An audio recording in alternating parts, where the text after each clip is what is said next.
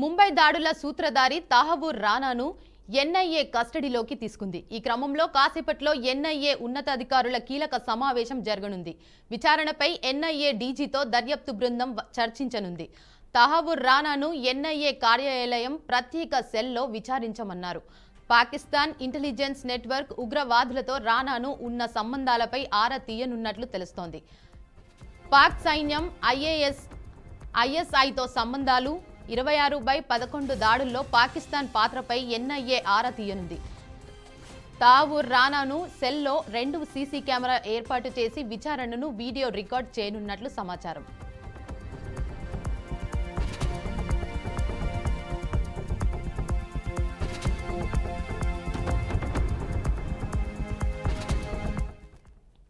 ముంబై దాడుల సూత్రధారి తహవూర్ రానాను ఎన్ఐఏ కస్టడీలోకి తీసుకుంది. ఈ క్రమంలో కాసేపట్లో ఎన్ఐఏ ఉన్నతాధికారుల కీలక సమావేశం జరగనుంది. విచారణపై ఎన్ఐఏ డీజీతో దర్యాప్తు బృందం చర్చించనుంది. తహవూర్ రానాను ఎన్ఐఏ కార్యాలయం ప్రత్యేక సెల్లో విచారించనున్నారు. పాకిస్తాన్ ఇంటెలిజెన్స్ నెట్వర్క్ ఉగ్రవాదులతో రానాకు ఉన్న సంబంధాలపై ఆరా తీయనున్నట్లు తెలుస్తుంది. పాక్ సైన్యం ఐఎస్ఐతో సంబంధాలు 26/11 దాడుల్లో పాకిస్తాన్ పాత్రపై ఎన్ఐఏ ఆరా తీయనుంది. తహవూర్ రానా ఉన్న సెల్లో 2 సీసీ కెమెరాలు ఏర్పాటు చేసి విచారణను వీడియో రికార్డ్ చేయనున్నట్లు సమాచారం.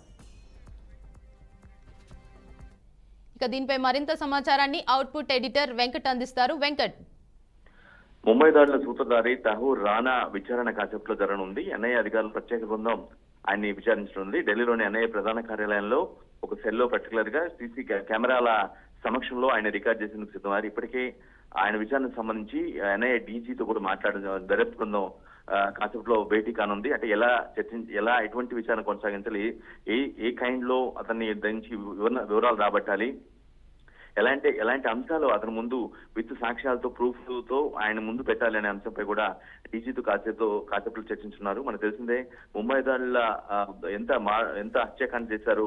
2008 నవంబర్ 26వ తారీఖున ఏ విధంగా జరిగింది. 166 మందిని పొట్టును పెట్టుకున్నారు, చాలా మందిని గాయాల పాలు చేశారు. ఆ కేసు ఆల్మోస్ట్ 16 ఏళ్ల తర్వాత, అంటే అఫ్ కోర్స్ అందులో ప్రైమ్ అక్యూజ్డ్ గా ఉన్నటువంటి వ్యక్తులందరూ కూడా చనిపోయారు. 10 మంది టెర్రరిస్టులు, అదేవిధంగా పాకిస్తాన్ హ్యాండ్లర్ ఎవరైతే ఉన్నారో మౌలానా, అతను కూడా అనారోగ్యంతో చనిపోయింది.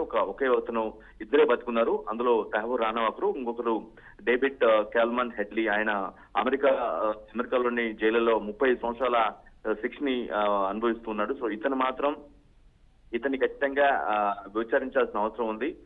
ఇతను ఆ కేసు దాడులకు సంబంధించిన కేసులో ముఖ్యంగా ప్రైమ్ అక్యూజ్డ్ కాబట్టి ఇతను హెల్ప్ చేశాడు. కాబట్టి అమెరికాలో అప్పటికే ఆయన శిక్ష అనుభవిస్తున్నటువంటి తహవూర్ రానాని విజయవంతంగా ఆ న్యాయ ప్రక్రియ మొత్తం కూడా పూర్తి చేసుకుని ఆయన్ని తీసుకొచ్చారు. నిన్న ప్రత్యేక ఫ్లైట్ లో ఆయన్ని తీసుకురావడం జరిగింది ఇక్కడికి. సో ఈ రోజు నుంచి అతను విచారించే అవకాశం కనిపిస్తుంది. దాదాపు 3 ఏళ్ల పాటు ఈ విచారణ కొనసాగే అవకాశం అయితే కొనసాగుతుంది. అంటే వాళ్ళకి నేరారోపణకు సంబంధించినటువంటి విషయాలు మొత్తం కూడా ధృవీకరించడానికి, అతని దగ్గర ఉండే సాక్ష్యాలు మొత్తం కూడా తీసుకెళ్ళడానికి, అంటే సాక్ష్యాలను అతని దగ్గర ఉండే స్టేట్మెంట్ మొత్తాన్ని కూడా రికార్డ్ చేయడానికి కావచ్చు, కేసు ప్రొసీజర్ ని ముందుకు తీసుకెళ్లడం కోసం ఇవన్నీ కూడా ఎన్ఐఏ చాలా స్ట్రిక్ట్ గా తీసుకుంది. దీనికోసం అవసరమైతే రీసెర్చ్ అనాలిసిస్ వింగ్ రాను కూడా తీసుకుని, అంటే వారి వైపు నుంచి కూడా కొంత ఇన్పుట్స్ తీసుకుని విచారణ దర్యాప్తు చేసే అవకాశం కనిపిస్తుంది. ప్రధానంగా పాకిస్తాన్ ఇంటెలిజెన్స్, అదే ఐఎస్ఐ ఏదైతే ఉందో పాకిస్తాన్ గూఢాచార సంస్థ, ఆ సంస్థతో ఎటువంటి లింక్స్ ఉన్నాయి, పాకిస్తాన్ లో ఎవరెవరు ఎటువంటి ఏ వ్యక్తులతో ఇంకా నీకు సంబంధం ఉంది, పాకిస్తాన్ లో పుట్టి అమెరికాలో ఉన్నటువంటి కొంతమంది ఎవరైనా ఉన్నారా, అంటే ఈ భారత్ పై దాడి చేయడానికి కుట్రపడటానికి ఎవరిదైనా హస్తం ఉందా, వారు ఏమన్నా అమెరికాలో ఉన్నారా, అంటే పాకిస్తాన్ లో పుట్టి అమెరికాలో ఉంటూ ఈ విధంగా భారత్ పై కుట్రపడిన వ్యక్తులు ఎవరైనా ఉన్నారా, ఇటువంటి అంశాలు మొత్తం కూడా ఎన్ఐఏ బృందం తహవూర్ రానాని విచారించే అవకాశం స్పష్టంగా కనిపిస్తుంది. ఎందుకంటే చాలా చాలా పెద్ద అటెంప్ట్, చాలా పెద్ద దేశం యొక్క రక్షణనే ప్రశ్నించేలా జరిగినటువంటి ఘటన ఏదైతే ఉందో నవంబర్ 26, 2008లో. సో ఆ కేసుని చాలా సివియర్ గా తీసుకున్నారు. సో ఈ వ్యక్తి 14 ఏళ్ళుగా తప్పించుకుంటున్న పరిస్థితి కనిపిస్తూ ఉంది. అమెరికాలో ఉంటూ, అంటే పాకిస్తాన్ లో పుట్టి కెనడా పౌరసత్వంతో అమెరికాలో ఉంటూ ఒక కేసు కొన్ని ఇల్లీగల్ యాక్టివిటీస్ పాల్పడుతూ ఆ దేశ పోలీసుల నిర్బంధంలో ఉన్నాడు. సో ఆ న్యాయ ప్రక్రియ మొత్తం కూడా పూర్తి చేసుకొని ఇతను ఈ కేసులో మాకు ప్రైమ్ అక్యూజ్డ్ కాబట్టి ఇతను ఇవ్వాల్సిన అవసరం ఉందంటూ దానికి కావాల్సినటువంటి జస్టిస్, అంటే జ్యుడిషియరీ హర్డిల్స్ ఏవైతే ఉన్నాయో వాటన్నింటి కూడా క్లియర్ చేసుకుని అతన్ని బాధ తీసుకుంది. సో నిన్న ప్రత్యేక విమానంలో అతను ఇక్కడికి రావడం జరిగింది. సో ఇక నుంచి అతని విచారణ కొనసాగుతూ పోతుంది. పాకిస్తాన్ యొక్క పాత్ర ఇంకెళ్తుంది. ఆల్రెడీ మనకి నోటెడే తెలిసిందే, క్లియర్ కట్ గా కసబ్ చెప్పాడు. పాకిస్తాన్ చెందినటువంటి పాకిస్తాన్ తామంతా కూడా పాకిస్తాన్ చెందిన వ్యక్తులు అని. పాకిస్తాన్ యొక్క ఎవరైతే భారత్ పై కక్ష పెట్టినటువంటి ఎవరైతే ఉన్నారో వారంతా కూడా వాళ్ళు ప్రేరేపిస్తేనే తామంతా వచ్చి ఈ విధంగా దాడి చేసామని ఆల్రెడీ కసబ్ లైట్ డిటెక్టర్ చెప్పడం జరిగింది. సో తహవూర్ రానా ఏం చేయబోతున్నారు అంటే, తహవూర్ రానా యొక్క పాత్ర ఏంటి, ఎంత మేరకు సహకరించారనే అంశం మొత్తం కూడా, ఆ డీటెయిల్స్ మొత్తం కూడా ఇప్పుడు సేకరించేందుకు విచారణకు సిద్ధమయ్యారు Devika. Right, thank you Venkat.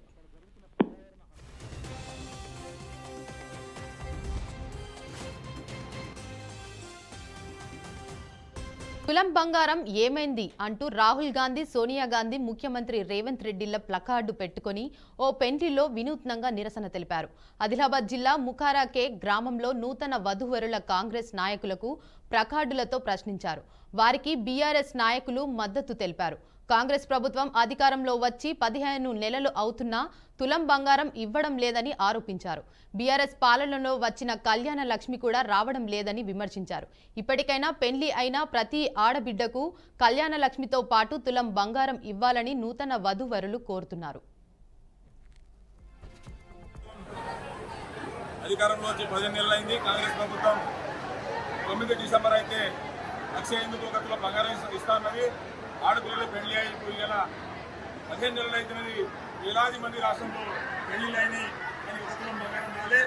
కాబట్టి ఈరోజు అన్నారం జిల్లా ఉచ్చల మండలం ముఖ్య గ్రామంలో పెళ్లి జరిగింది. ఈ ఆడపిల్లకు తులం బంగారం రాలే కాబట్టి ప్రభుత్వంపై ఈరోజు నిరసన కార్యక్రమం తెలియజేస్తున్నాం. జై తెలంగాణ. గత ప్రభుత్వం అధికారంలో వచ్చి 15 నెలలైంది. కాంగ్రెస్ ప్రభుత్వం 9 డిసెంబర్ అయితే 1,800 బంగారం ఇస్తామన్నది. ఆడపిల్లలు పెళ్లి అయి ఇప్పుడు ఇలా 15 నెలలు అవుతున్నది. వేలాది మంది రాష్ట్రంలో పెళ్లిళ్ళు అయినాయి, కానీ ఒక తులం బంగారం రాలే. కాబట్టి ఈరోజు అన్నారం జిల్లా ఉచ్చల మండలం. ఇక దీనిపై మరింత సమాచారాన్ని మా ప్రతినిధి ధనంజయ్ అందిస్తారు. ధనంజయ్, మనం చూస్తున్నాం, ఎందుకంటే కామారెడ్డి జిల్లాలో వింత ఆచారం చోటు చేసుకుంది. ఎందుకంటే ప్రధానంగా చూస్తుంటే కాంగ్రెస్ ప్రభుత్వం అధికారంలోకి వచ్చిన తర్వాత ఏదైతే కాంగ్రెస్ పార్టీ వాగ్దానం 6 గ్యారెంటీల్లో భాగంగా తులం బంగారం ఇస్తా అని చెప్పేసి వాగ్దానం చేసింది. ఈ వాగ్దానంలో భాగంగా ప్రభుత్వం ఇస్తారన్న మాటలు తప్పడంతో ఇక్కడ ఏకంగా పెళ్లికి సంబంధించిన పెళ్లి ప్లకార్డు పట్టుకొని నిరసన చెప్తున్న పరిస్థితి చూస్తున్నాం. ఎందుకంటే యావత్ జిల్లా వ్యాప్తంగా ఈరోజు ఒక చర్చనీయాంశంగా మారిన సంఘటనగానే భావించవచ్చు.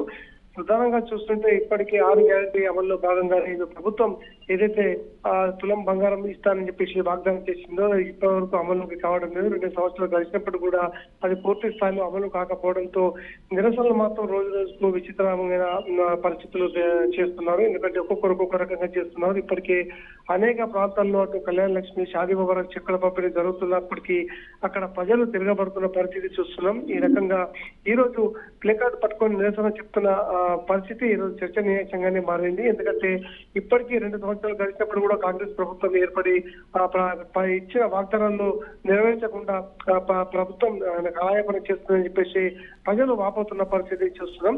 ఇప్పటికైనా ప్రభుత్వం ఏదైతే ఇచ్చిన వాగ్దానంలో భాగంగా తులం బంగారం ఇస్తానన్న ఏదేందో అది పూర్తి స్థాయిలో ఇవ్వాలని చెప్పేసి డిమాండ్ చేస్తున్న పరిస్థితి చూస్తున్నాం. ఇప్పుడు ఉమ్మడి జిల్లా వ్యాప్తంగా చూస్తుంటే ఇలాంటి పరిస్థితి నెలకొంది. ఒక్కొక్క సరే రూట్లలో నిరసన చెప్తున్న పరిస్థితి చూస్తున్నాం. ప్రస్తుతం ఏదైతే నిరసనలో భాగంగానే ఈరోజు ప్లకార్డు పట్టుకొని తులం బంగారం ఇస్తారన్న ఇవ్వకపోవడం ఏంటి అని చెప్పేసి ఒక విచిత్రమైన నిరసన చెప్తున్న పరిస్థితి మనం చూస్తున్నాం. Devika. Right, thank you Dhananjay.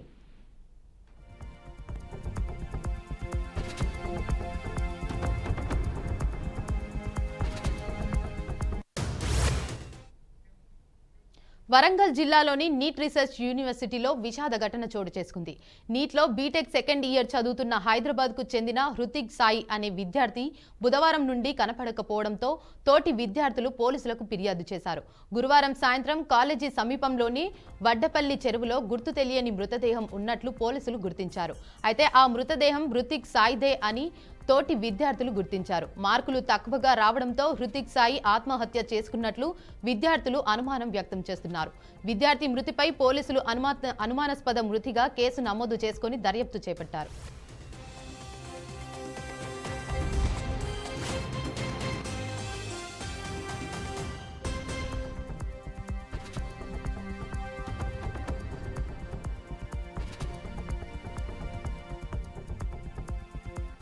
Warangal జిల్లాలోని నీట్ రీసెర్చ్ యూనివర్సిటీలో విషాద ఘటన చోటు చేసుకుంది. నీట్లో బీటెక్ సెకండ్ ఇయర్ చదువుతున్న హైదరాబాద్కు చెందిన హృతిక్ సాయి అనే విద్యార్థి బుధవారం నుండి కనబడకపోవడంతో తోటి విద్యార్థులు పోలీసులకు ఫిర్యాదు చేశారు. గురువారం సాయంత్రం కాలేజీ సమీపంలోని వడ్డపల్లి చెరువులో గుర్తు తెలియని మృతదేహం ఉన్నట్లు పోలీసులు గుర్తించారు.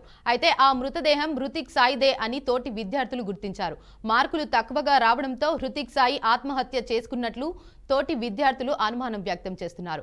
విద్యార్థి మృతిపై పోలీసులు అనుమానాస్పద మృతిగా కేసు నమోదు చేసుకుని దర్యాప్తు చేపట్టారు. ఇక దీనిపై మరింత సమాచారాన్ని మా ప్రతినిధి భాస్కర్ అందిస్తారు. భాస్కర్, ఈ యొక్క వరంగల్ నీట్ లో విషాదం చోటు చేసుకున్న పరిస్థితి ఏదైతే వరంగల్ నీట్ లో బీటెక్ సెకండ్ ఇయర్ చదువుతున్నటువంటి ఆ రితిక్ సాయి, తను హైదరాబాద్ అతను కొత్తపేటకు చెందినటువంటి రితిక్ సాయి సుమారు 22 సంవత్సరాలు ఉంటాయి. తను కనపడడం ఒక 3 days 3 రోజుల పాటు కనపడకపోవడంతో వీళ్ళకు అనుమానం వచ్చి సంబంధిత పోలీస్ స్టేషన్ ఫిర్యాదు కూడా చేయడం జరిగింది. అయితే బుధవారం నుండి కనిపించకపోవడం, అదేవిధంగా చెప్పినటువంటి తోటి విద్యార్థులందరూ కూడా హాస్టల్ గా వచ్చిన సందర్భాలు చుట్టుపక్కల ప్రాంతాల్లో చాలా చెప్పు వెతికినమని కూడా చెప్తున్న పరిస్థితి. అయితే గురువారం సాయంత్రం కాలేజీ సమీపంలోని వడ్డబెల్లి చెరువు పక్కనే నీట్ కాలేజీకి ఆనుకుని ఉంటుంది.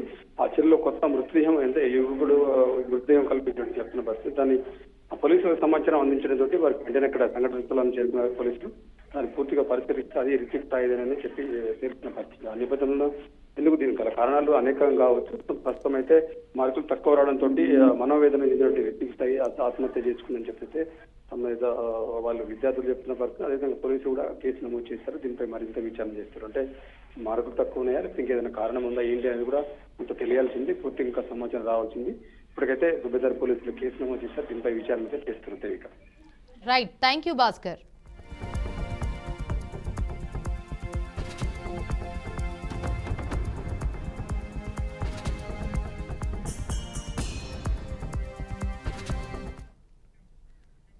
రంగారెడ్డి జిల్లా శంషాబాద్ ఎయిర్పోర్ట్ పోలీస్ స్టేషన్ పరిధిలో రోడ్డు ప్రమాదం చోటు చేసుకుంది. శంషాబాద్ నూతన ఫ్లైఓవర్ పైన లిమ్స్ హాస్పిటల్ సమీపంలో బ్రేక్ డౌన్ అయిన లారీని ఆర్టీసీ బస్సు ఢీకొట్టింది. ఈ ప్రమాదంలో ఆర్టీసీ బస్సు డ్రైవర్తో పాటు బస్సులో ప్రయాణిస్తున్న పలువురికి గాయాలయ్యాయి. లారీ బ్రేక్ డౌన్ కావడం వల్ల ఎలాంటి సూచిక బోర్డు ఏర్పాటు చేయకపోవడంతో ఈ ప్రమాదం జరిగినట్లు స్థానికులు తెలిపారు. సంఘటనా స్థలానికి చేరుకున్న పోలీసులు కేసు నమోదు చేసుకుని దర్యాప్తు చేస్తున్నట్లు వెల్లడించారు.